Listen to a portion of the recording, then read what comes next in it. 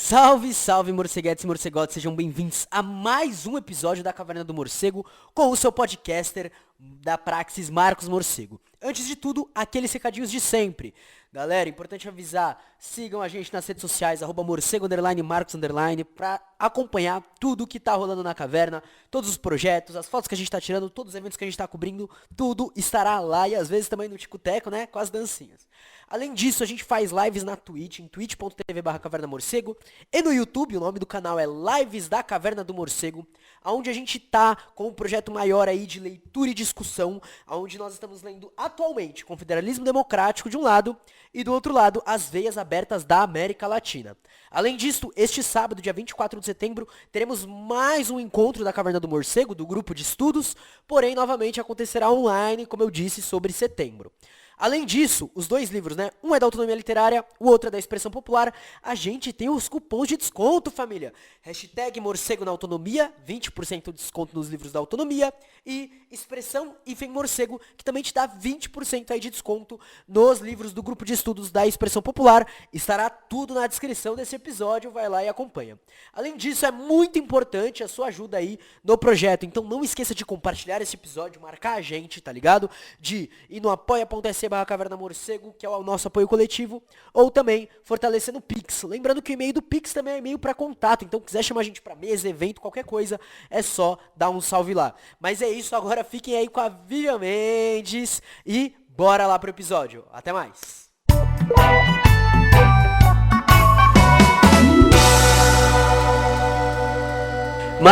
E agora trazendo a convidada e fazendo a apresentação, estamos aqui hoje com Vivian Mendes, candidata ao Senado pela Unidade Popular, né, aqui no estado de São Paulo, formada em comunicação social, membro da Comissão de Familiares de Mortos e Desaparecidos Políticos e também membro do movimento Olga Benário, movimento de mulheres aí, que faz uma atuação fantástica. Seja bem-vinda, camarada, se apresente aí para geral.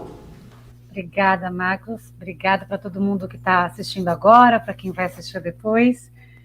Queria agradecer muito a oportunidade de me apresentar para vocês, falar um pouco do que a gente pensa, falar um pouco dos nossos movimentos, falar um pouco aí da nossa luta, né? Então, agradecer o espaço, porque nós estamos aí nesse ano, um ano difícil, inclusive um ano eleitoral, difícil por muitos outros motivos, né? A eleição é só uma pequena parte aí dos nossos desafios nesse ano, e um processo que é muito desigual, né? Então, todos os espaços que a gente pode falar, que a gente tem condições de apresentar um pouco do nosso programa, falar do socialismo, falar de como a gente pode mudar esse caos que tem assolado a classe trabalhadora, nossa juventude no nosso país, é muito importante. Então, obrigada aí pelo espaço. Eu que agradeço aí a presença, é importante demais aí estar conversando, ainda mais diante das posições que o pessoal está tendo sobre o Senado, né? Porque assim, a pessoa que a galera quer votar realmente não dá de forma alguma. E aí, família, também já fica a recomendação aí, para quem não acompanha a Vivian Mendes lá no Instagram, acompanhar, porque eles lançaram lá um post justamente com as propostas da UP para o Senado e também os 25 pontos do programa. Então, Vivian Mendes, candidata ao Senado aí pela Unidade Popular, também sigam a Unidade Popular. Mas e aí, camarada, por onde você quer começar? Quer começar pelo programa? Quer começar primeiro por que disputar o Senado? Como você quer... Posso contar um pouquinho de mim também? Com certeza, com certeza. Palco é seu. Me conhecerem um pouquinho, né? Eu tenho 41 anos, me formei em comunicação social, aí como o Marcos me apresentou, né? Pela Unesp, consegui estudar numa escola pública aí, difícil, mais difícil ainda naquela época, né? Eu me formei em 2002, eu entrei em 99 na faculdade, e falo difícil porque eu sou de Guaianazes, né? No extremo leste de São Paulo, um bairro de periferia, foi ali que eu cresci, ali que eu me criei, né? Um bairro, enfim, que tem a cara da nossa classe, né? Um bairro afastado, que quase nada chega, que hoje até a gente, com muita luta, tem conquistado melhores condições de vida, mas quando minha família, assim, eu nasci já naquele bairro, né? Quando os meus pais compraram um lotezinho numa rua de terra lá em Guaianazes, era tudo mato, né? Que eram os lugares onde era possível, né, para o nosso povo viver, né? Construir né, não pagar aluguel, né, que era um grande desafio, enfim, foram morar por ali. Meu pai é um retirante nordestino, meu pai é pernambucano, né, do sertão de Pernambuco, então metade da minha família tem essa origem, essa história. Todo mundo mora por ali também, tenho muito parente ali, né, porque essas famílias sempre andam em bando, então chega antes, vai, né, se estabelecendo e vem ajudando os outros a procurar melhores condições de vida, né. A região onde meu pai vem, uma região de extrema pobreza, de extrema seca, né? Então, a população muito castigada pelas secas, então todo mundo procurando viver em melhores condições. Aí vem para essa cidade que é esse caos também, mas ainda assim, né, na avaliação deles, melhores condições do que viver lá, né? Enfrentando a fome todo dia, enfim. E a família da minha mãe é do interior de São Paulo, né? Então, meus pais se conheceram trabalhando na fábrica, meu pai é metalúrgico, depois que veio para São Paulo, trabalhou de camelô, foi cobrador de ônibus e depois fez um curso no Senai, também um clássico da época dos anos 70, e se profissionalizou como mecânico, né? Então, meu pai é metalúrgico, trabalhava na Alpargatas, que hoje virou universidade, né? Ficava ali na região da Moca, na região do Brás, uma das maiores fábricas que a gente tinha, acho que a maior, né? De tecelagem que a gente tinha no Brasil, uma das maiores da América Latina, na verdade. E lá me conheceu minha mãe, que também vinha, a família da minha mãe é do interior de São Paulo, também expulsa pela ampliação dos latifúndios, né? Então, uma família também, um clássico da época, sendo expulsa do campo, das suas condições de viver no campo, e vieram para São Paulo para trabalhar, para ter melhores condições para a família. Se conheceram na fábrica, então eu sou filha aí da classe operária daquela época, e moradora ali constituíram a nossa casa ali, onde eles moram até hoje, ali em Guaianazes. Minha irmã mora lá também, enfim, minha família é de lá. Hoje eu moro ali na região do Brás, mais ou menos perto do Templo de Salomão, ali, né? Eu moro naquela região, também uma região central, mas muito empobrecida, né? Então, lidando com todas as contradições, uma região com altíssima população em situação de rua, né? É o lugar do trabalho informal, é o lugar do trabalho precarizado, é o lugar das violações todas numa região mais central. Então, hoje eu moro ali, mas essa é um pouco da história e da minha família. Pode falar. É da hora, porque a história dos meus avós é muito parecida. Minha avó veio do Nordeste, meu avô veio do interior, só que ele veio do interior do Paraná, mas do norte do Paraná, né? Quase São Paulo. E aí é isso. E lá no Brás, enfim, tá tendo várias ações da GCM, né? Não, direto. E essa coisa desse comércio informal ali, olha, você travou para mim, não sei se você está me ouvindo, mas eu não estou vendo a sua imagem. Posso continuar? Voltamos. Voltando. Não, aqui a internet é daquele jeito. Vai e volta. Onde que cortou? Eu já tinha falado do Brás, já? Já tinha falado. Eu acho que você concluiu. Eu tava falando e essa imagem travou. Eu estava dizendo que ali é isso, né? Esse lugar do trabalho informal, né? Da informalidade, dos imigrantes sem nenhum direito, né? Trabalhando nesse mercado informal, enfim, uma região que acaba concentrando aí essas contradições da atualidade, né? Do desemprego, da precarização do trabalho, da informalidade, né? Das pessoas tentando sobreviver a duras penas. E é isso, uma violência também, um ataque contra essa população em situação de rua que vai se organizando ali naquele território, mas também contra esse comércio, né, para eles ilegal, né? Para nós ilegal é a fome, mas para eles esse comércio ilegal, então é uma região que tem bastante isso. E também ali tem esses grandes ícones essas representações do atraso estão todas do meu lado, né? As grandes igrejas que têm protagonizado através das suas lideranças, né? O atraso no nosso país estão todas ali, né? Tem as suas grandes sedes ali, e essa contradição também está presente ali no nosso bairro, né?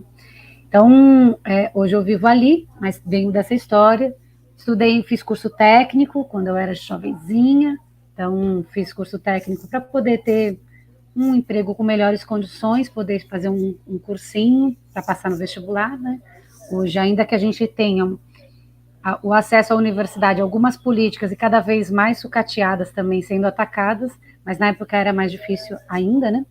Então, estudar significava passar no vestibular super desigual, né, que a gente sabe como é, inclusive a Unidade Popular defende o livre acesso à universidade, o fim do vestibular é uma bandeira histórica nossa, né, essa peneira aí absurda contra o nosso povo, mas naquele tempo foi a isso que eu me submeti e fiz um curso técnico para poder trabalhar e pagar um cursinho, que a gente, na verdade, eu nem tinha ouvido falar esse negócio, não é nem um curso técnico, porque o que a gente conhecia de curso técnico era o Senai, e Senai era curso técnico para homem. Senai não era curso para mulher, né? Não era esse o universo, assim, no nosso entendimento. Aí descobrimos que tinha um negócio que chamava na época ET, hoje chama ETEC, e aí eu fui fazer cursinho lá, né? Fiz o ensino médio técnico lá, fiz na época processamento de dados, que hoje não existe mais. Eu fiz informática para internet. Informática. Hoje, acho que chama informática também, né? Não sei, mas não tem mais processamento de dados. Eu sou programadora de formação, era isso que eu fazia na época, e tinha melhores condições de trabalhar, porque também o que tinha de trabalho, o que é a relação que hoje é o telemarketing para a nossa juventude, que é onde a pessoa sem formação trabalha, enfim, na minha época era trabalhar no McDonald's. O que o jovem fazia? Trabalhava no McDonald's.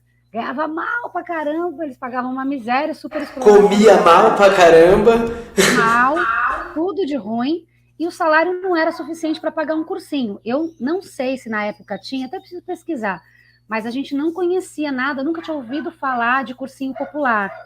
Eu tenho essa impressão que não tinha, ou não tinha tanto na época, né? Eu estou falando eu entrei na faculdade em 99, eu fiz cursinho em 98. A gente não conhecia.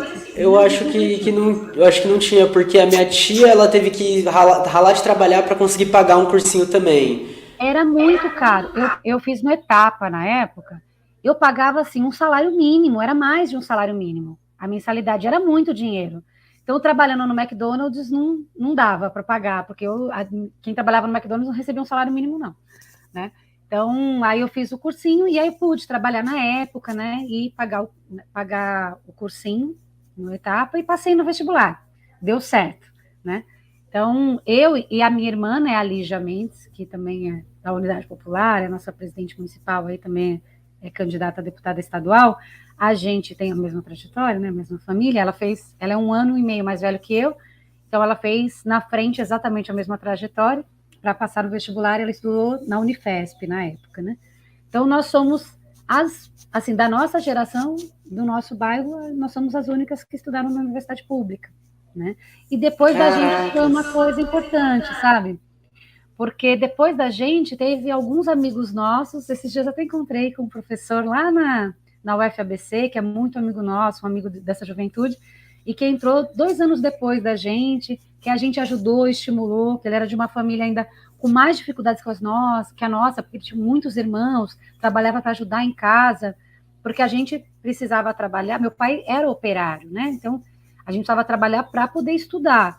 A nossa família não dependia da nossa renda para colocar comida na mesa, é muito diferente da juventude da nossa geração, mas que precisava trabalhar para botar comida na mesa, né? Então, e a gente deu todo um apoio para ele na época, e ele fez faculdade, enfim, se formou, hoje é professor da UFABC, encontrei com ele esses dias, e a gente ficou lembrando um pouco dessa história, porque foi importante também no nosso território, a gente conseguir fazer isso, que parecia uma coisa tão distante, né? Passar numa universidade particular era um negócio que não era para ninguém tinha feito antes da gente, e a gente conseguiu, então foi uma vitória importante para nós ali, né? Não só para nós duas, mas para quem estava com a gente, enfim. Então, eu acho essa uma das sensações mais da hora, assim, tipo, eu morei um tempo no interior, mas agora eu tô morando no bairro onde eu cresci, né? E aí tem um parceiro aqui da rua que, tipo assim, fazia anos que eu não via. Aí ele perguntou, e aí, o que você tá fazendo? Não sei o que. Eu falei, meu, eu tô fazendo faculdade, não sei o que. Hoje, toda vez que eu saio, que ele tá conversando com alguém, ele fala, ó, esse daqui, ó, ele estuda lá na USP, não sei o que, pá, não sei o que, maior exemplo, troca ideia com ele, segue ele aí que você vai se dar bem. É, meu, muito louco. Eu sempre conto essa história também, porque a minha mãe, ela tinha um negócio que eu não sei de onde ela tirou, que ela falava assim, não, minhas filhas vão estudar na USP. Ela nem sabia o que significava isso exatamente. Tenho certeza que ela não sabia exatamente. Ela falava, não, meus filhos vão fazer faculdade. Ela tinha essa clareza, era muito importante fazer faculdade. E a gente não podia pagar, então era na USP. Na cabeça dela era isso. No final das contas, eu estudei na Unesp e a Lígia estudou na Unifesp. Mas para ela era a mesma coisa, né? Que era estudar, na verdade, numa universidade pública. Era o que a gente só ouvia falar como uma coisa muito distante que tinha a USP. Né? Então, aí foi isso também, podendo fazer o curso técnico, né? Que foi uma formação importante para a gente também, porque hoje até você tem escolas técnicas nas periferias, na época também não tinha. Então a gente saía lá de Guaianazes e a gente estudava na Moca, na ETEC Camargo Aranha, que existe até hoje.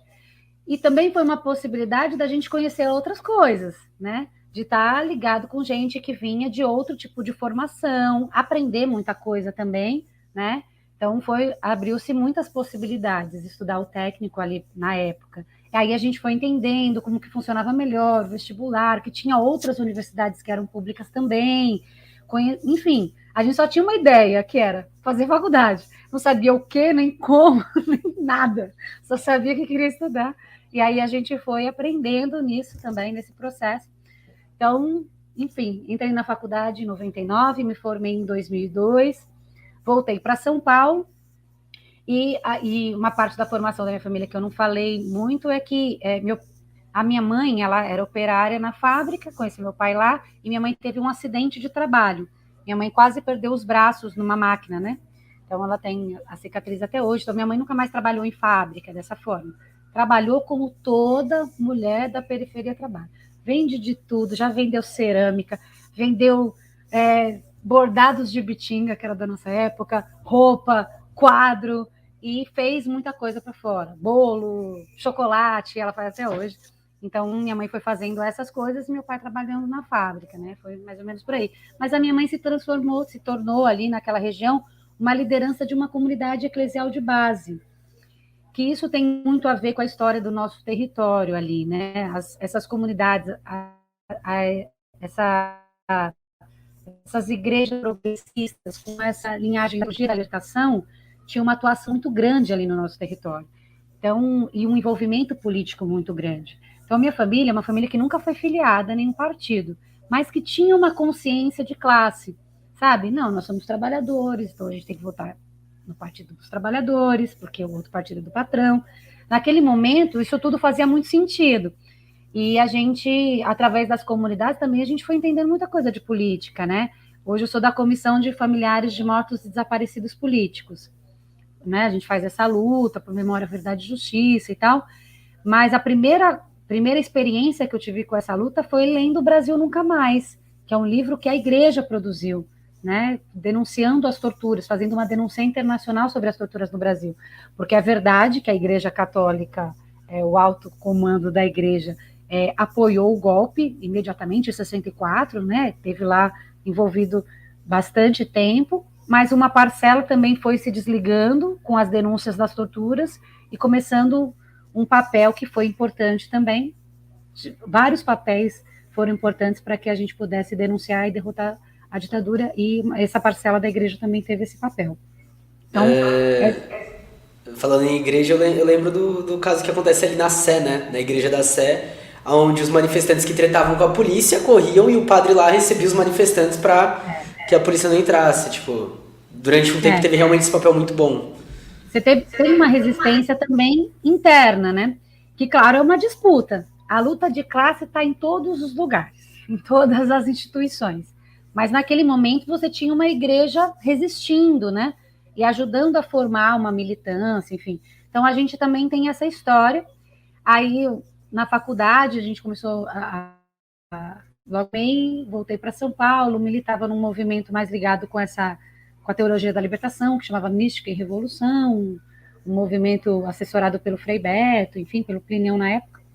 E depois, né, saindo desse movimento, eu comecei a militar no MLB, no Movimento de Luta nos Bairros, Vilas e Favelas, que é um movimento que a gente tem há mais de 20 anos, né, que luta por moradia, mas luta por condições aí de dignidade nas periferias do nosso país. Mas é um movimento principalmente de luta por moradia, né, pela questão da reforma urbana, enfim, por todo esse debate. Eu comecei a militar no MLB no final de 2009. Conheci o MLB, já tinha uma atuação política, assim, né, um pouco mais solta. Aí, em 2009, conheci o MLB, comecei a militar no Jardim Pantanal, cara. O Jardim Pantanal é uma região ali da Zona Leste, que é na tríplice fronteira entre São Paulo, Guarulhos e Itaquaquecetuba, na Meu Deus do margem, céu. na várzea do Rio Tietê, né? Uma região de cheias constantes, né? Então as pessoas convivem ali com uma enchente levando tudo que as pessoas têm. Mas no final de 2009 teve uma política muito arbitrária, absurda. Foi uma época que teve bastante chuva, é verdade também, mas as comportas do rio, né? Porque estão várias comportas no Rio Tietê, né? Chegando no centro. Então abriu-se as comportas da região do Alto Tietê para não alagar as cidades ali, daquela região, e se fechou as comportas da altura da Penha, na Zona Leste, para não alagar as marginais, né? Para que a água não alagasse as marginais.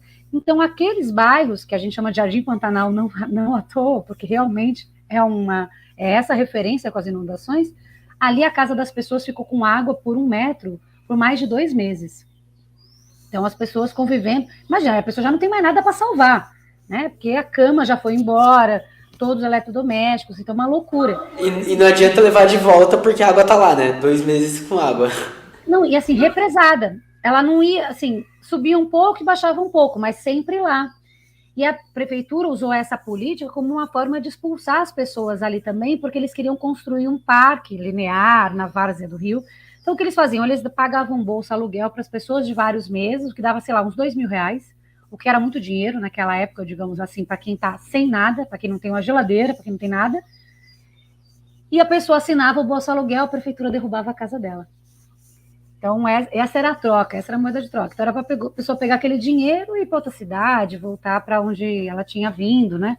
Então, nessa política muito, enfim, né, injusta contra o nosso povo, eu comecei a militar no MLB e fui militar ali naquela região, né? Porque é muito perto do lugar onde eu nasci, eu conhecia pessoas ali, a gente começou a organizar um movimento lá.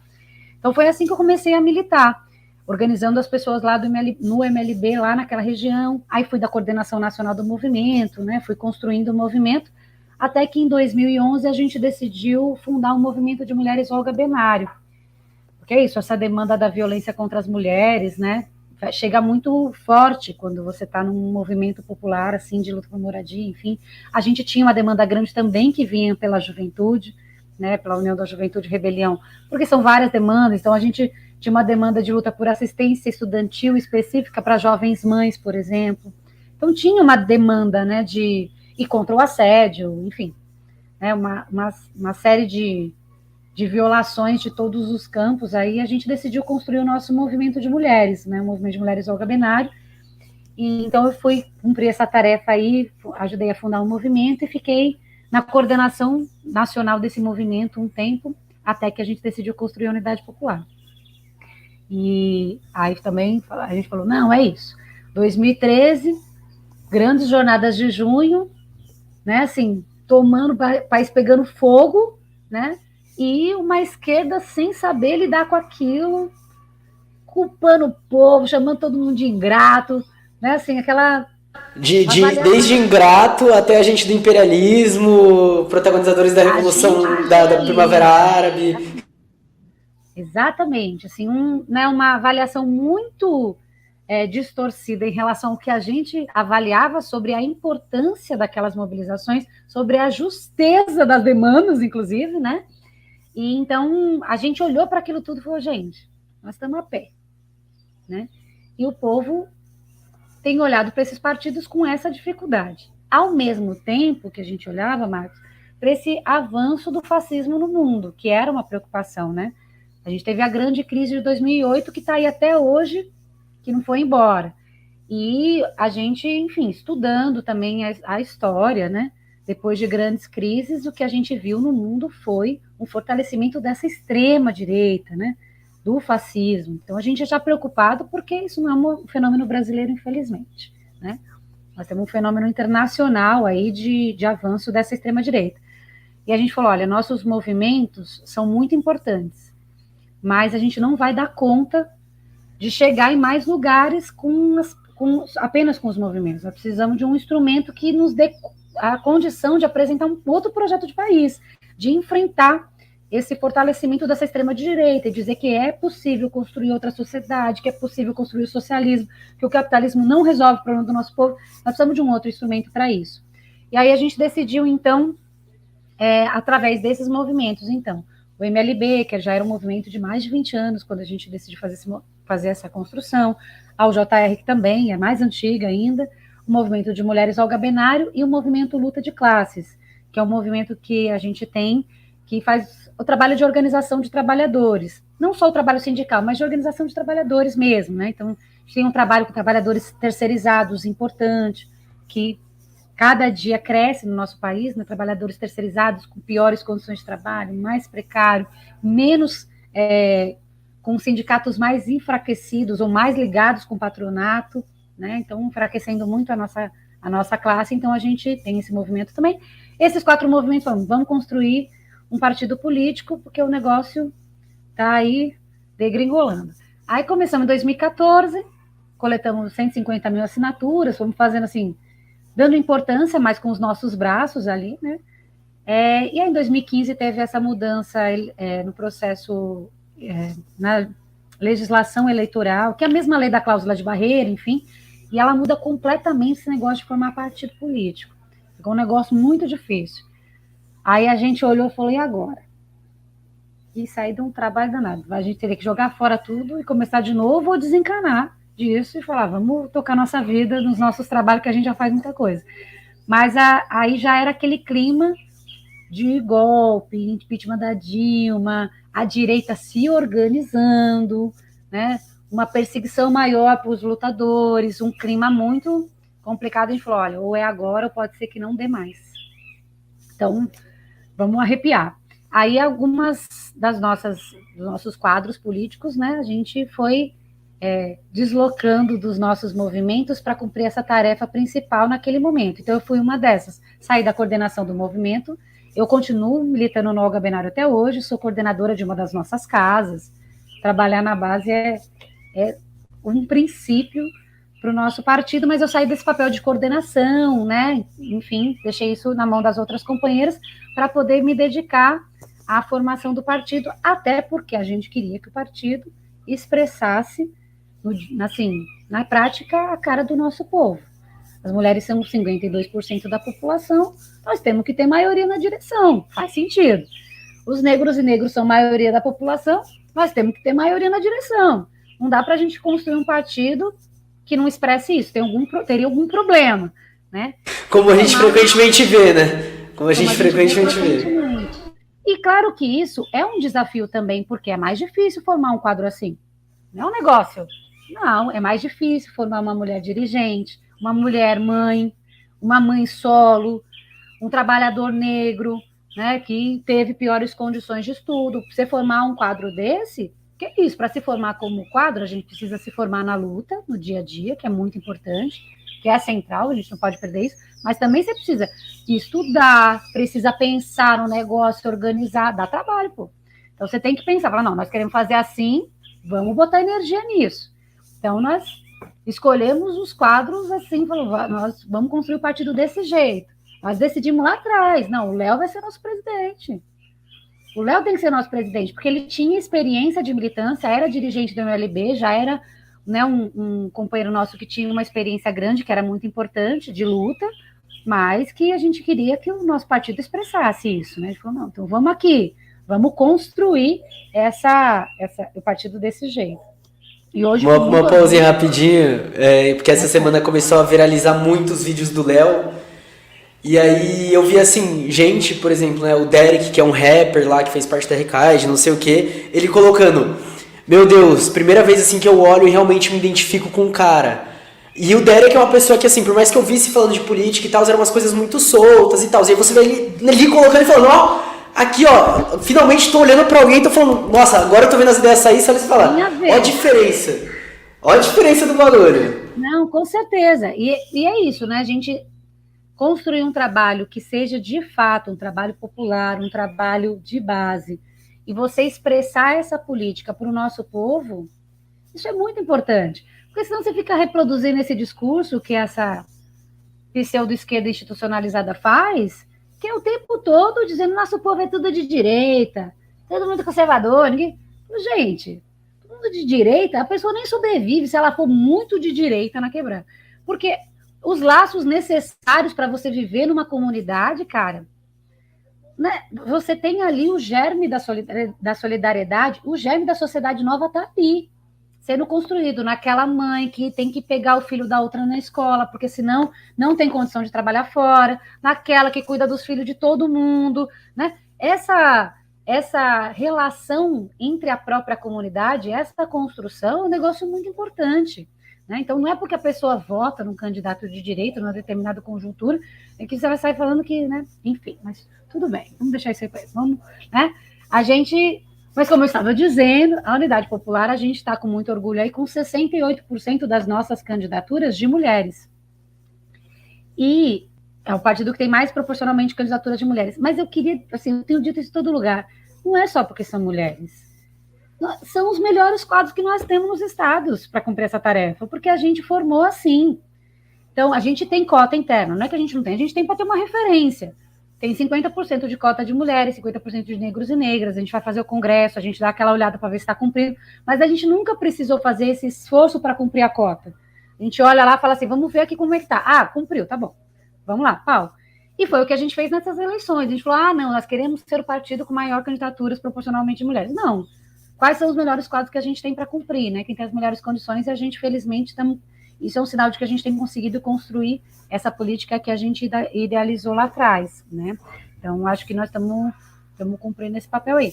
Então, eu fiquei falando um monte de coisa, eu falo muito, mas... É fantástico conhecer tanto a trajetória de Vivian, quanto a trajetória aí da própria UP, do MLB, enfim. Até porque a gente, por exemplo, já trouxe aqui a ocupação preta zeferina, né? Lá da Bahia. A gente já trouxe o Léo Péricles, então assim, é uma tríplice de episódios que vai se conectando, né?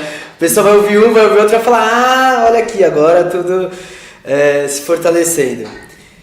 E assim, agora eu acho que a gente abriu então o caminho para entender, né, o que está posto, né, como desafio para a UP, como um partido, assim, que eu acho bem interessante, porque eu tô vendo chegar em ciclos assim que eu não imaginei que fosse chegar.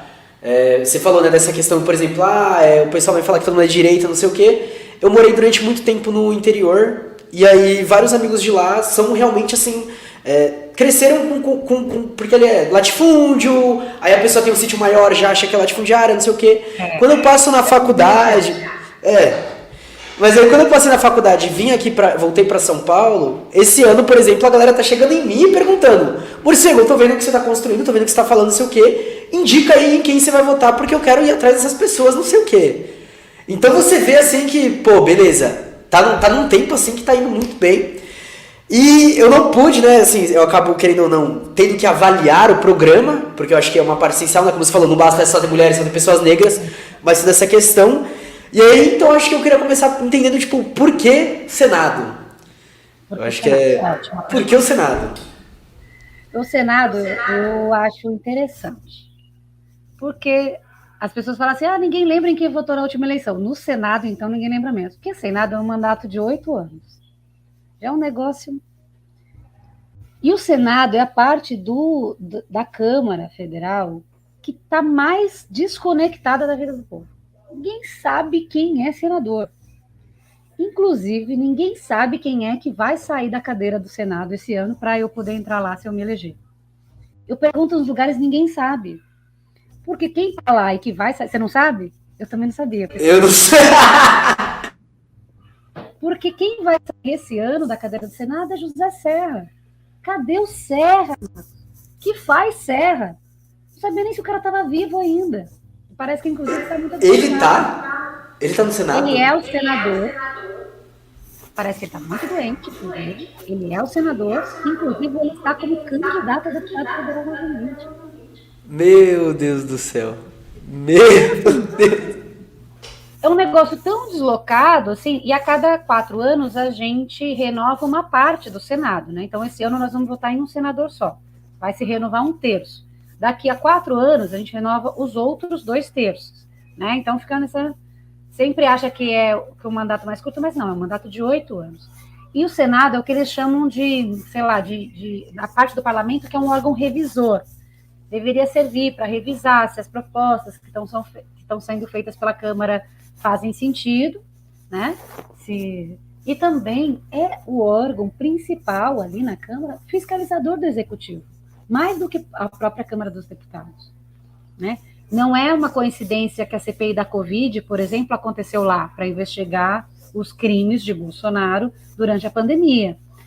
Então, não é uma coincidência que aquilo é deslocado da vida do povo, que não tem nada a ver com o nosso cotidiano, que ninguém sabe o que está acontecendo. É um projeto de uma política que não tem nada a ver com a vida do nosso povo, né? Então, o Senado tem essa importância e a gente quis, né, participar dessa disputa, e ainda bem, né, francamente, porque as outras propostas são inaceitáveis, né? Então, imagina. A esquerda se articulando, né, se articulando em torno de Márcio França, para mim é algo assim tenebroso demais. Não, Márcio França, que agora, né, enquanto ele estava pré-candidato a governo, só lembrando de duas propostas dele, assim, né? A primeira, que tem tudo a ver, do ponto de vista contrário, com o nosso programa, né? Porque a gente, para Senado, a gente tem apresentado. Nós temos um programa para tudo. Eu tentar falar de todos os pontos. Nós temos um programa para tudo. A Unidade Popular tem um programa, é o programa do partido, e é o mesmo programa da eleição. Porque esse negócio de o partido tem um programa, mas eleição é outra coisa. Para nós, não. Claro que a eleição é o momento de você materializar aquele seu programa. Então, você tem que dizer ali, não, nós defendemos isso aqui. Como é que a gente propõe isso nas eleições? Aí você vai ali, né, esmiuçando um pouco mais das propostas, transformando aquilo na realidade, inclusive, do cargo que você está concorrendo. É isso, colocando umas questões mais táticas para... Claro. É isso. O programa da UP tem 25 pontos. Esse ano é um ano de eleições nacionais. A facilidade que a gente tem de apresentar o programa é até um pouquinho maior, porque você faz propostas que sejam para todo o país. Mas daqui a 2 anos, ou 2 anos atrás, nas eleições municipais, a gente, digamos,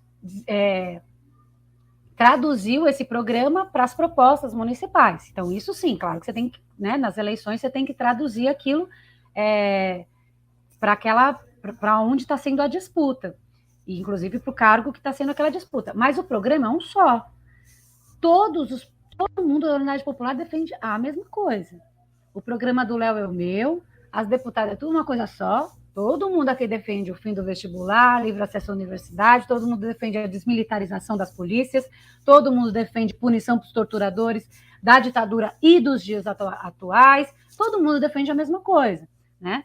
Hoje eu estava dando uma entrevista para uma TV aqui, eu estou na Baixada Santista, nem estou na minha casa, estou aqui fazendo umas agendas, aí estou na casa de um aliado nosso aqui dando essa entrevista para vocês, mas fui dar uma entrevista aqui na Baixada, e eu estava conversando sobre isso, né, sobre como que a gente vai materializando essas nossas propostas, e todo mundo defendendo a mesma coisa. Aí o cara pergunta para mim, você é uma candidatura feminina ou você é uma candidatura feminista? Eu falei, não, e todas as candidaturas da Unidade Popular são candidaturas feministas, que defendem, né, os direitos, a igualdade entre os gêneros na sociedade, inclusive o Léo, né, tem que defender o programa que o Olga Benário ajudou a construir, né, o Olga Benário, né, que é o nosso movimento que é isso, né, é de lá para cá, não daqui para lá. Os movimentos que constroem a Unidade Popular pertence aos movimentos, e os movimentos é que ajudam a gente a construir, né, a nossa linha, a nossa política para tudo. Então, todas as nossas campanhas são campanhas feministas. Todas as campanhas defendem a legalização do aborto. Léo, qualquer uma das nossas, porque é uma pauta do nosso programa. A gente tem um programa de 25 pontos, é um programa bastante sucinto, a gente fez de forma sucinta mesmo, né? E aí a gente vai desdobrando, mas a gente tem ali os princípios programáticos, e esse é o programa que norteia a nossa campanha. Tudo que está lá, todo mundo tem que defender, né? Assim como todas as nossas candidaturas são coletivas. Todas. Tá? Inclusive no Estatuto da Unidade Popular. Se alguém de nós for eleito, e vai ser, estamos trabalhando também, porque cada um de nós lá é o menos do lado de lá, né? Pô, é importante para nós, mas todas as nossas candidaturas e eventuais mandatos são mandatos coletivos. Às vezes a pessoa me pergunta minha opinião sobre alguma coisa. Eu falo, mas minha opinião não importa. Não é isso que eu estou apresentando na campanha eleitoral. Eu apresento a campanha eleitoral que é da Unidade Popular. Claro que eu concordo com o programa, porque é um pré-requisito para ser do partido, né? A pessoa tem que concordar com o programa, minimamente, né? Assim, e a gente lutar para que a pessoa compreenda profundamente como é que materializa aquilo, mas ela precisa concordar com o programa, é o nosso pré-requisito, então eu concordo com o programa, mas a minha opinião específica não é o que deve nortear as políticas do nosso partido, né? Então a gente sempre faz esse trabalho de construção muito coletiva, né? Então eu eleita lá, já fico perguntando para os militantes, eu falo, quem vai para Brasília comigo? Vocês nem vêm, hein? Então, vamos ver quem que vai lá, como é que a gente vai revezar para poder assumir essa tarefa e poder trazer o nosso povo para dentro, né? Para dentro da Câmara. Então, o Senado tem esse papel aí, voltando aí à pergunta, né? Tem esse papel importante, é o órgão revisor, é o fiscalizador do Poder Executivo, e nessa conjuntura que nós estamos vivendo, né? Então, fazer uma pausa aqui para falar para as pessoas como é que a gente tem avaliado, a Unidade Popular está muito preocupada com essa conjuntura, né? Todas essas ameaças golpistas de Bolsonaro, que na verdade não são apenas ameaças, né? O golpe está em curso, o golpe é uma avenida, e se a gente não vai conseguindo resistir, eles vão avançando nas retiradas absurdas de direitos e no massacre ao nosso povo de um jeito assustador. A gente já perdeu muito, muito, né? Então, nós temos milhares, pelo menos 6 mil, mas entre 6 e 11 mil militares em altíssimos cargos do governo, ganhando altíssimos salários, cheios de privilégios, e eles não querem abandonar o osso, né? Então, muito para além de Bolsonaro, nós temos aí um desenvolvimento de um fascismo aí que precisa ser barrado. Então, a nossa avaliação da conjuntura é essa. E nessas eleições, né, nesse ano específico, principalmente, as nossas candidaturas estão a esse serviço, a denunciar quais são os objetivos, porque eles têm objetivo no golpe. Aliás, eles nunca foram tão claros, né? Quando vazou esse documento dos generais recentemente mostrando que eles têm plano para acabar com o SUS em 2023, eles têm plano para cobrar pela educação que hoje é pública a duras penas, né? Então eles têm plano, eles têm um projeto que é extremamente neoliberal, entreguista, antipatriótico e que eles querem implementar no nosso país, né? Então, querendo ou não, o desmonte já está a todo vapor para todo lado. A todo vapor. Exatamente. Então é isso, eles já conquistaram muito, né? Então nós já vamos ter muito trabalho para recuperar um negócio que a gente já criticava, gente. Porque é o que a gente quer, nós não queremos voltar para trás. Aliás, a gente sempre fala, nós não queremos ser felizes de novo. Nós queremos ser felizes como a gente nunca foi. A sociedade que a gente quer nunca aconteceu aqui. Essa democracia nunca resolveu os nossos problemas, né? Nunca resolveu o problema da classe trabalhadora. A sociedade que a gente quer construir, a gente não passou nem perto de ver, né? Então, mas até isso está sendo retirado com uma velocidade impressionante. A gente já perdeu décadas de lutas, né? Essas reformas trabalhistas e da Previdência, né, são retrocessos que teve gente da nossa classe que deu seu sangue para que a gente tivesse determinados direitos, né? Então, eles não estão para brincadeira. Então, a nossa tarefa deste processo eleitoral, construir política, apresentar projeto de país, mas é principalmente organizar nosso povo. A Unidade Popular não é um partido meramente eleitoral. Nós estamos aqui nas eleições, nós não estamos para brincadeira, estamos trabalhando para eleger. A gente acorda cedo, panfleta, bate de porta em porta, fala com toda a casa de toda a Dona Maria, mas nós somos um partido político. Leite de Magnésio, que tá aqui no chat, inclusive, várias vezes manda mensagem pra mim, tipo, 6, 7 horas da manhã, falando: pô, camarada, já tô aqui, já tô panfletando, não sei o que. Aí chega a noite, já tá em evento de Islã, não sei o que, fazendo atuação política, trabalho de base, não sei o que. Você olha e fala: caracas, correria. Dá trabalho, e a gente faz isso tudo com a militância. O nosso trabalho partidário é um trabalho militante. A Unidade Popular não recebe nenhum centavo de fundo partidário, enquanto a União Brasil recebe 17 milhões por mês para manter o partido, não é o fundo eleitoral. O Fundo eleitoral é outra injustiça gigante, mas o fundo partidário, o PT não recebe nem um centavo. O PT, para falar mais de outro campo, para não dizer que nós estamos falando só dos partidos do Bolsonaro, o PT recebe 8,5 milhões por mês para manter o partido, né? E a Unidade Popular, que tem uma sedezinha precária e capenga, com muito orgulho, né? Mas que a gente paga com os filiados dando R$10 por mês. É assim que a gente constrói o nosso partido, né?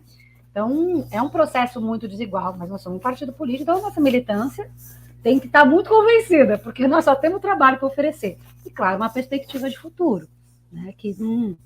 E saber que nós estamos indo pelo caminho certo, assim, com bastante tranquilidade, bastante convicção, e sabendo que esse é um caminho duro, demorado, que é longo, que exige esforço, porque é isso.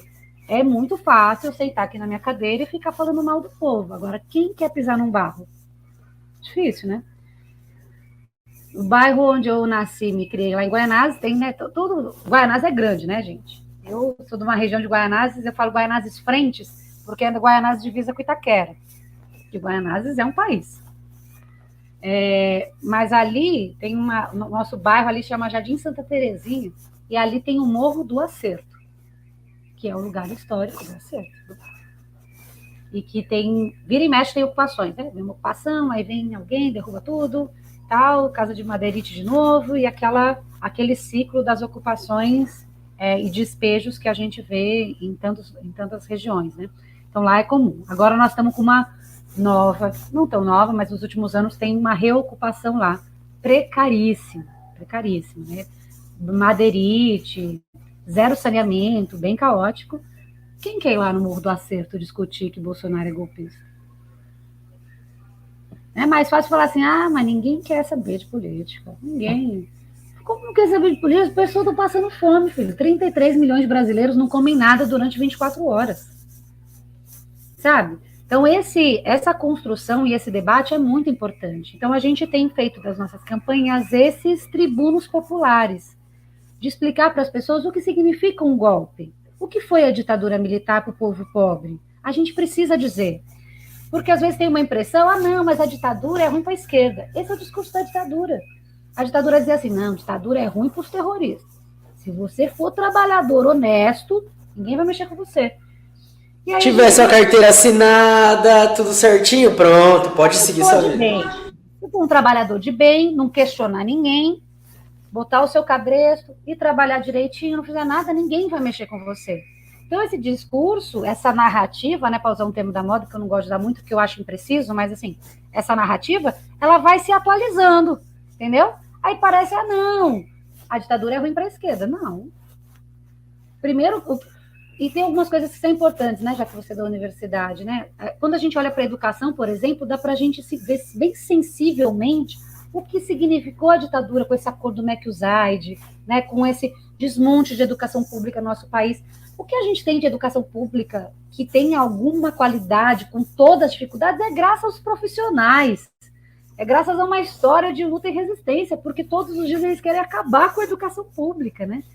No governo do estado aqui de São Paulo mesmo, que eles estão fazendo com a implementação dessas PEIs, né, desses ensinos integrais, que na verdade, atropelando tudo, o jovem trabalhador não pode mais estudar porque não tem mais ensino noturno.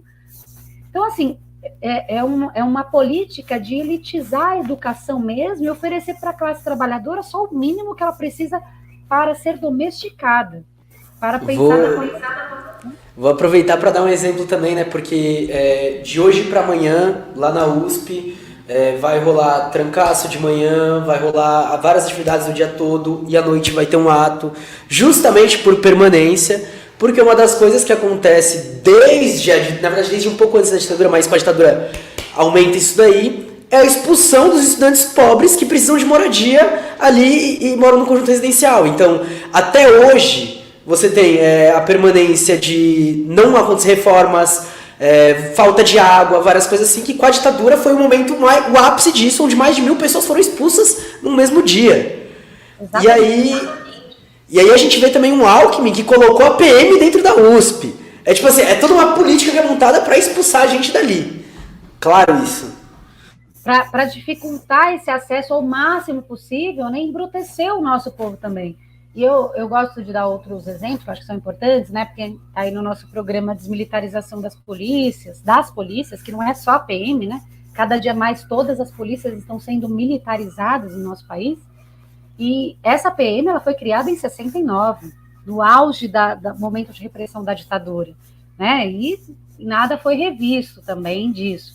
Então, a gente tem uma série de mazelas da ditadura que estão aí até hoje. Os esquadrões da morte, que hoje você tem, né, uma reformulação pelas milícias, mas os esquadrões da morte no período da ditadura, assim, com livre acesso para assassinar e ocultar cadáveres. Eu gosto de dar esse exemplo sobre a vala de Perus, por exemplo, né? Eu sou da Comissão de Familiares de Mortos Desaparecidos Políticos e acompanho esse trabalho de investigação, de análise das ossadas de Perus. Perus foi um cemitério que o Maluf criou durante a ditadura nos anos 70, no bairro de Perus, né? Outra periferia do oeste, do outro lado da cidade em relação à minha. Não é muito longe daqui de casa, não. Não? Você é daí do território? Sou de Paristuba, Pirituba City. Pirituba.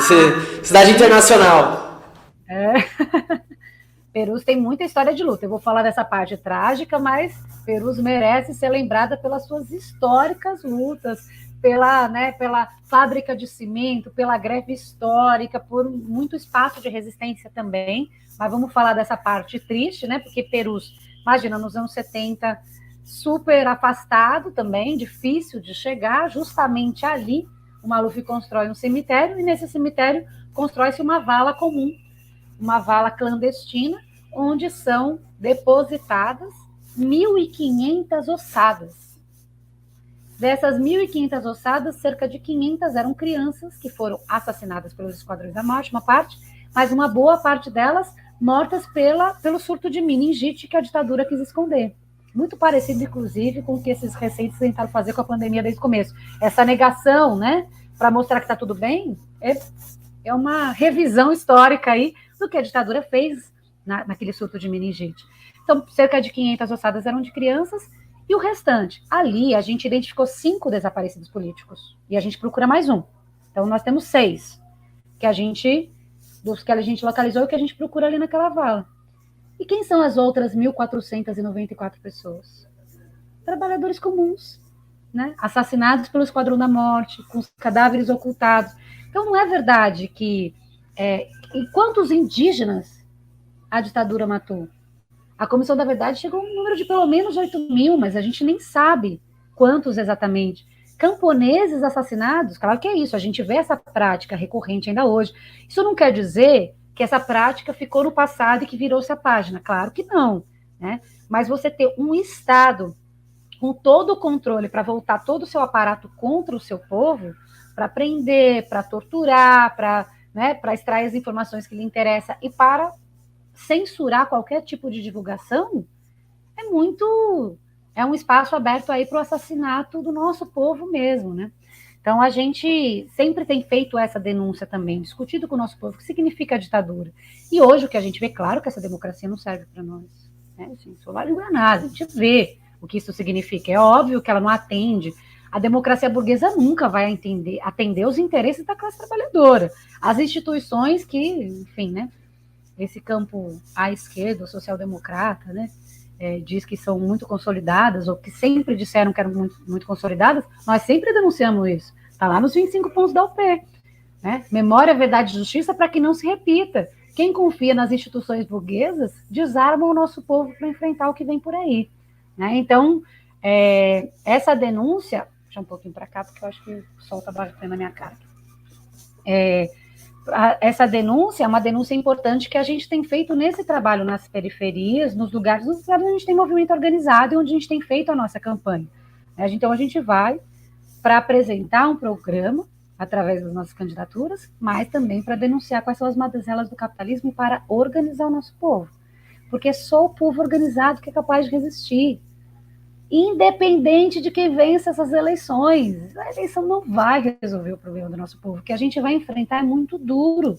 Eles são muito organizados, né? Assim, muito melhor organizados que eles já tiveram no passado. Muito bem armados, né?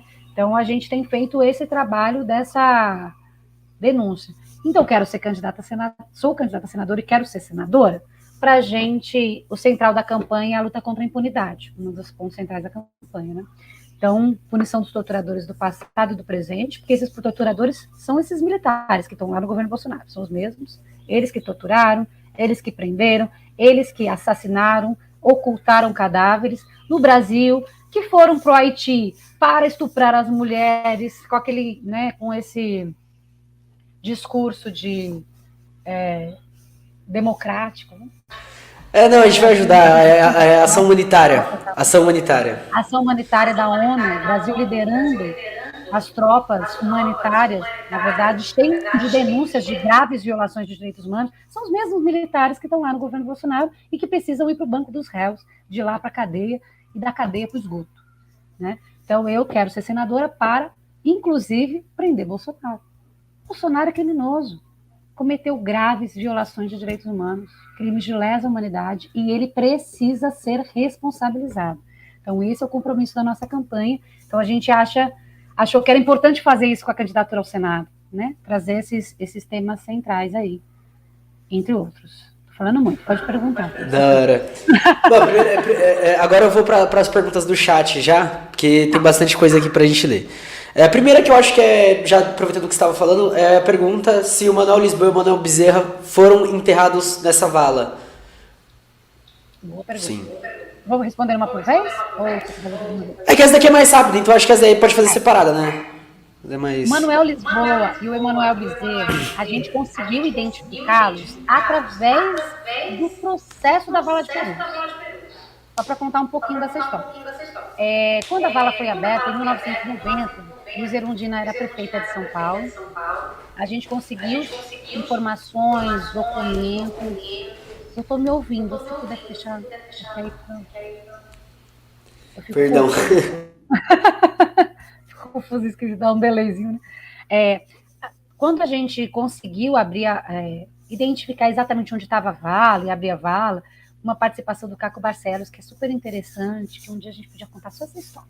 Chamar alguém da CPI da vala, né, para contar para a gente um pouco também, que é legal, que é importante, que é parte da nossa história, né? E que eu me lembro, olha que loucura. Eu sou de 81, e a gente abriu a vala em 1990. Eu tinha 9 anos. Eu me lembro dessa discussão. Eu me lembro da Erundina prefeita, eu me lembro da gente fazendo esse debate nas comunidades de base. Porque a Melinha que fala isso, né, da Comissão de Familiares, quando abriu-se a vala e as pessoas viram os ossos, aquilo trouxe materialidade para a denúncia que a gente fazia. Olha, os caras ocultavam os nossos cadáveres. Foi uma coisa importante, teve um impacto social importante. Enfim, quando abriu-se a vala, criou-se uma CPI na Câmara, que foi muito importante também naquela época. A CPI tem poder de convocatória, né? Então ela conseguiu avançar em várias coisas. A gente conseguiu novos documentos, e esse processo da CPI da vala foi o que permitiu que a gente chegasse a documentos que nos ajudaram a identificar onde estavam enterrados Manuel Lisboa e Emanuel Bezerra. Porque, ao que tudo indica, eles não foram assassinados em São Paulo, mas eles foram assassinados pelas mãos do Fleury, né? Do Sérgio Paranhos Fleury, um dos principais policiais aí, ele era policial, né? E era um dos principais agentes da ditadura naquele momento. E o Manuel Lisboa foi preso, foi torturado e assassinado em Recife, né, em Pernambuco. E eles trouxeram o corpo dele como um troféu para São Paulo, para apresentar aqui para a ditadura e para enterrar aqui. E o Emanuel Bezerra vinha do Chile, ele tinha ido cumprir uma missão internacional no Chile, ele estava voltando para o Brasil quando ele foi capturado, foi preso, torturado, e a gente não tem nenhuma testemunha desse processo. Do Manuel Lisboa, a gente tem testemunhas que viram ele preso e torturado, o Emanuel não. Mas os dois foram enterrados em covas, uma do lado da outra, num cemitério que não tem nada a ver, que é o cemitério de Campo Grande, na zona sul de São Paulo. Só eles a gente encontrou lá. Não sabemos por que exatamente eles foram enterrados ali, mas a gente só chegou até as ossadas deles graças à CPI da vala. Então, por isso que às vezes se confunde um pouco, e tem gente que até acha que eles foram encontrados na vala, mas não foi na vala de Perus, mas foi graças à CPI da vala, porque a gente conseguiu os documentos, e aí eles não foram enterrados com nomes falsos, eles foram enterrados com nomes verdadeiros. Então, eles mudaram de estado, enterraram num cemitério que a gente não procurava nenhum desaparecido, e só com os documentos é que foi possível que a gente identificasse, encontrasse eles. Caracas. Uma história. Bom, antes de ir para as próximas perguntas, aqui ó, aproveitar que bebeu água, é comunista, não se hidrata? Lembrando sempre aí, tomem água, família importante. Mas vamos lá então. Agora eu vou 3 perguntas, pode ser? Pode. Fechou. O que a UP defende para a questão das drogas? Legalização, discriminação? A pessoa é da UP e ela pergunta porque vê que nem todo mundo está centralizado nesse mesmo ponto e às vezes até apresentando algumas opiniões conservadoras, reformistas ou revisionistas. A segunda pergunta. Como está o crescimento do partido nos outros estados? Sou do RJ e conheci o pessoal daqui. Fiquei sabendo que estão crescendo muito no movimento estudantil. Sei que em Minas é forte, mas não sei como é em SP e no resto do país. Em São Paulo tá crescendo pra caramba, já falando. No dia 7, a UP tava, assim, em peso de verdade. Tava um bagulho muito louco. E eu tô sentindo, assim, uma ofensa pessoal aqui com o Leite Magnésio, porque tá falando aqui, ó. Vivian, no socialismo, o governo vai expropriar a caverna do morcego? E ainda manda outra. No governo socialista, criadores populares independentes como o Companheiro Morcego receberiam algum benefício para a criação de conteúdo popular, como rádios comunitárias, eventos de organização cultural? E deixa eu ver se teve mais uma. A outra é para mim sobre participar das jornadas de trabalho, seremos todos como Tchê. Isso daí outro dia eu respondo nessa DM, Leite Magnésio. Essa última você pode repetir? Sobre a questão do trabalho, tipo, esse trabalho com rádio comunitária, comunicação assim, questão de receber salário, coisa do tipo. Uhum. Mas a última do Tchê, você fala das brigadas, né? Porque Leite Magnésio está querendo me chamar para atuar. Tá. Primeiro, então, sobre essa questão da legalização ou descriminalização das drogas. A Unidade Popular, a gente ainda não tem uma posição fechada exatamente sobre isso. Então, por isso que você não vai ver nenhum candidato falando exatamente sobre isso, porque é isso. Os candidatos têm que defender aquilo que a gente tem um acúmulo coletivo, né? Então, nós temos algumas coisas acumuladas. Denunciar que essa guerra contra as drogas é uma guerra contra o nosso povo, né? E isso, né, desse ponto de vista, nós já temos bastante acúmulo do que significa esse falso combate às drogas hoje. Mas sobre legalização ou descriminalização, como seria isso, né? É um debate que a gente ainda não tem um consenso, uma proposta fechada exatamente dentro do partido. Porque são várias discussões importantes que a gente tem que fazer em relação a isso, estão ligadas com saúde pública, estão ligadas com pautas morais também, mas estão ligadas também com qual é o papel para a nossa juventude, o que significa as drogas para uma juventude de classe média ou uma juventude da periferia, o que significa esse impacto na vida do nosso povo. Então, é uma questão complexa e a gente tem que construir junto com o nosso povo, né? Então, esse é um debate, por exemplo, que no movimento de moradia, das pessoas que moram nas periferias, que moram, né, com a boca dentro da sua casa, é um debate que a gente tem que construir muito junto. Então, a gente não tem, digamos, não é pressa exatamente a palavra, mas a gente não tem condições de rapidamente falar assim, não, vai ser isso, e tal, porque a gente sabe que isso tem um impacto muito concreto na vida das pessoas que a gente organiza no partido. Porque é isso, nós decidimos construir um partido que não é um partido voltado para a organização exatamente da classe média. Classe média, quiser vir, se estiver disposta a concordar com o programa e pisar no barro, pode vir. Mas o nosso partido é um partido popular, né? Então a gente precisa fazer uma construção que seja realmente construída de forma popular e não de cima para baixo. Então, com muita tranquilidade, digo aqui para vocês que a gente ainda não tem uma definição sobre isso. Então, alguns acúmulos a gente tem esse denúncio do encarceramento da população pobre negra, a gente tem feito esse debate que está ligado, né, de uma forma importante com esse tema, mas não é só isso. Então, a gente precisa realmente ter outras construções. Em outros estados, nós estamos crescendo em vários lugares, felizmente, estamos com o partido se consolidando e fortalecendo os movimentos, né? Porque isso é um movimento de retroalimentação, né? Como é que a Unidade Popular cresce na prática no seu trabalho de base? Fortalecendo os movimentos populares, né? Inclusive construindo outros que não são necessariamente os fundadores da UP, né? Mas construindo o movimento popular, e a gente tem feito isso bem, né? Mais do que a filiação ao partido exatamente, né? Isso é até uma consequência, mas a gente tem construído muito trabalho. Fizemos muitas ocupações no último período, dezenas de ocupações no Brasil inteiro, ocupações de moradia, ocupações de mulheres. Então, é assim que a gente sente o crescimento do nosso trabalho, que é muito mais do que crescer o partido, né? Que é crescer o trabalho político, que é tão importante para nós. Socialismo e pequenos empreendimentos. Vamos construir esse socialismo aí todo mundo junto, né? Ouvindo todo mundo. Precisamos de muito espaço de construção, de conteúdo. E assim, cara, a gente tava conversando, eu tava aqui na Baixada, né? Vim anteontem, nem sei, tô perdida aqui, gente, nesse calendário, mas acho que anteontem, e tava conversando com alguns professores e o pessoal da cultura aqui, né? A gente, claro que a gente mais ou menos projeta, né? Que, como no socialismo você insere várias coisas, mas a importância da cultura popular, né, para a gente combater esse conservadorismo, um negócio muito importante.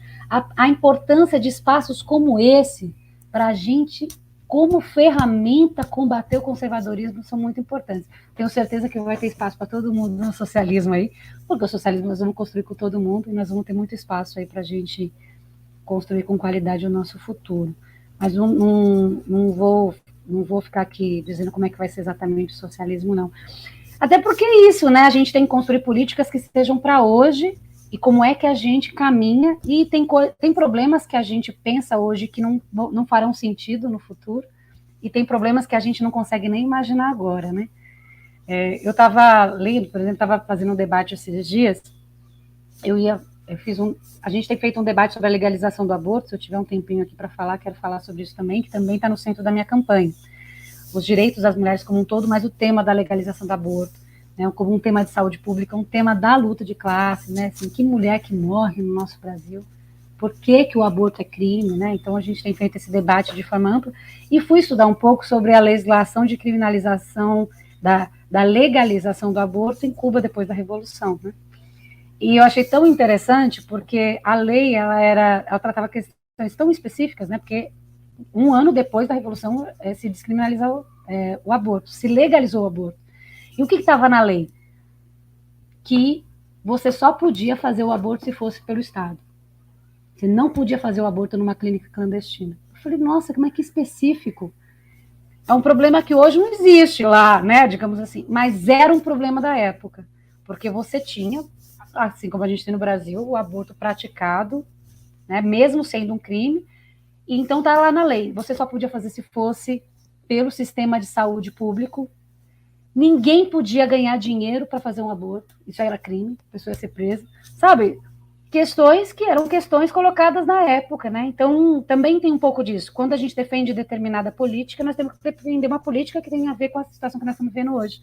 Mas com o desenvolvimento aí algumas coisas vão ficando para trás, né? Felizmente. Eu acho então que a gente pode ir para o encerramento com você falando aí sobre a legalização do aborto. Eu acho que a gente pode encerrar aí com essa temática. Das brigadas Che Guevara. É verdade, das brigadas antes. Gente. Com certeza. Então a gente, agora em outubro, né, é o aniversário do assassinato do Che Guevara, né? Então a gente lembra, traz essa memória, né, da prisão do Che, depois do assassinato.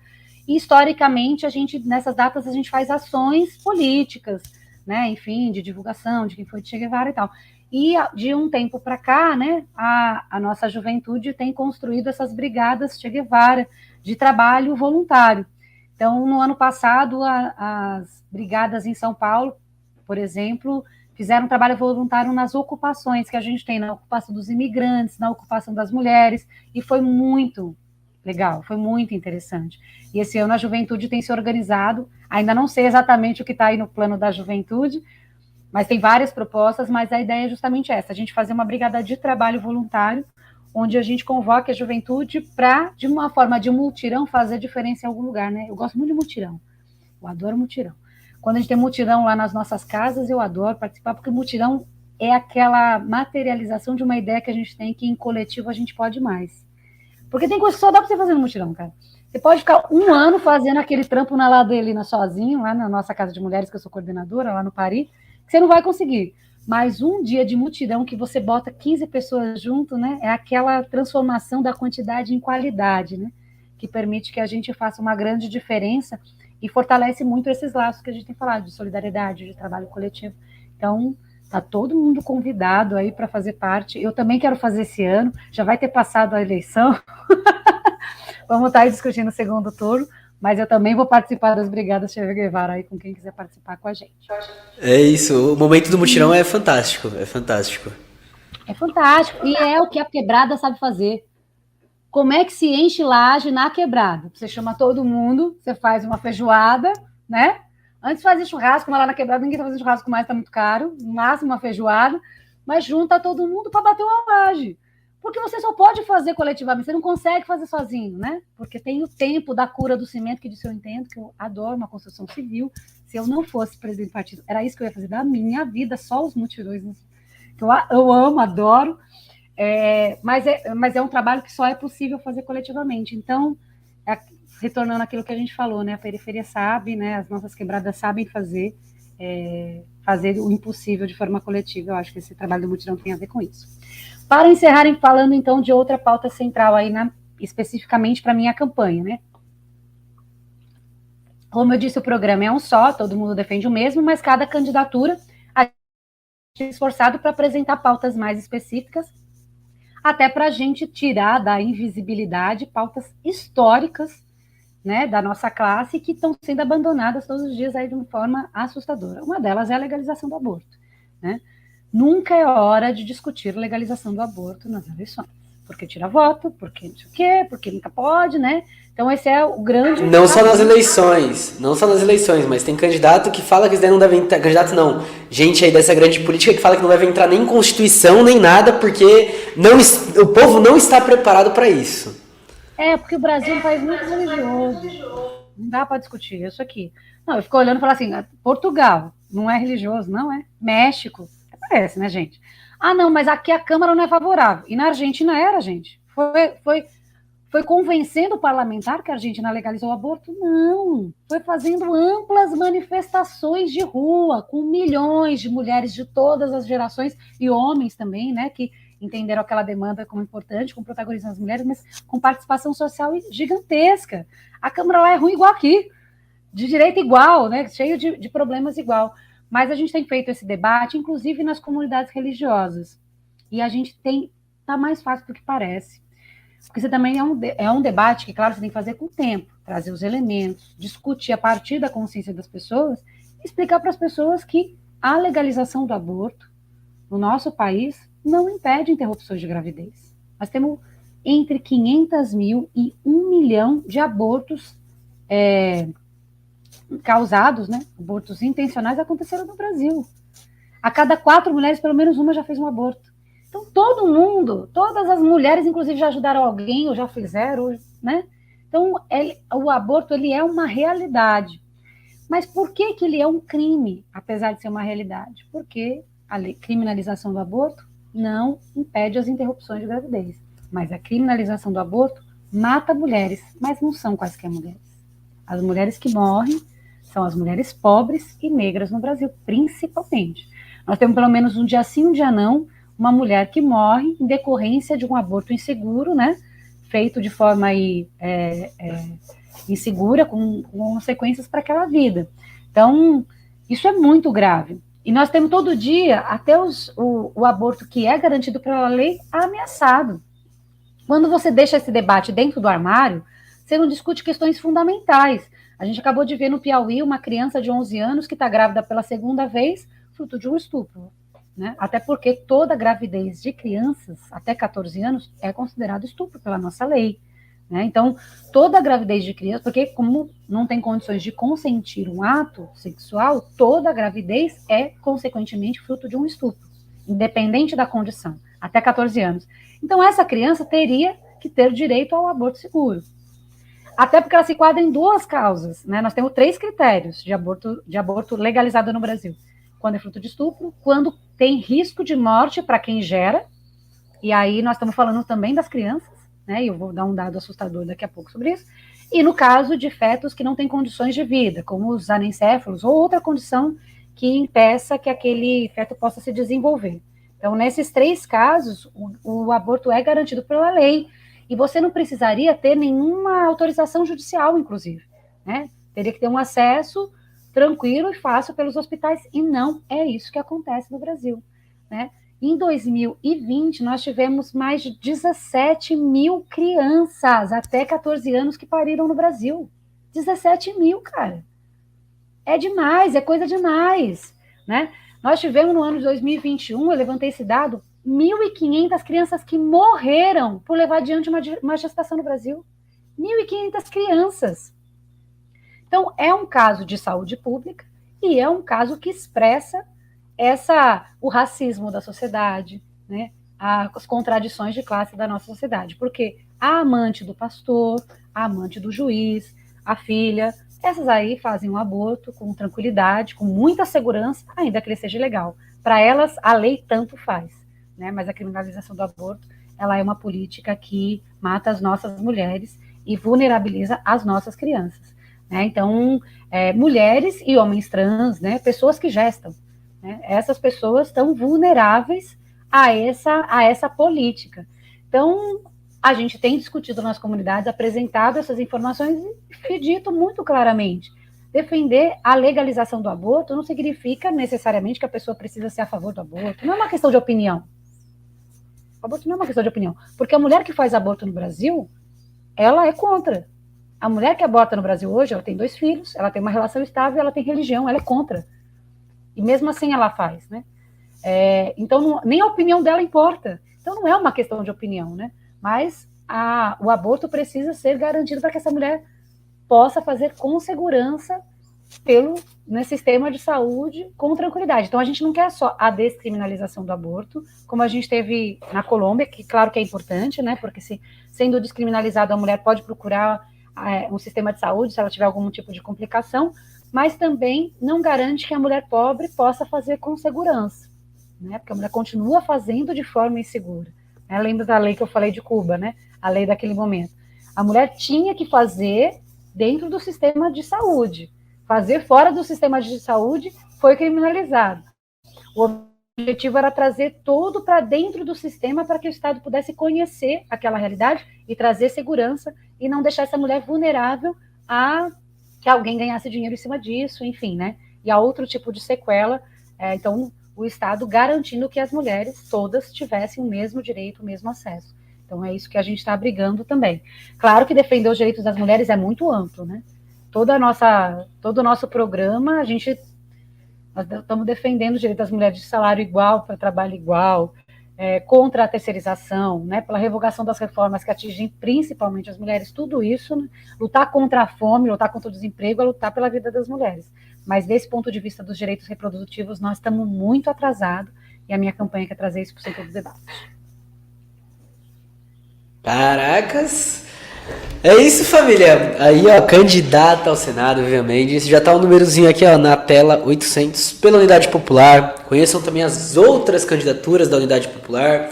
No podcast, a gente tem aí também gravação com o Léo Péricles, então também vão conhecer o Léo Péricles. Tá rodando vários vídeos dele na internet, brabíssimo também.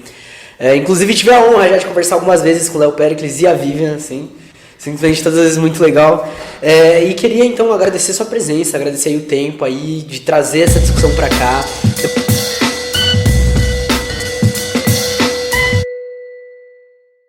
E agora aqui, família, indo pro encerramento, queria agradecer a presença geral, queria lembrar que vai estar tudo na descrição, queria agradecer muito a força de vocês, tá ligado?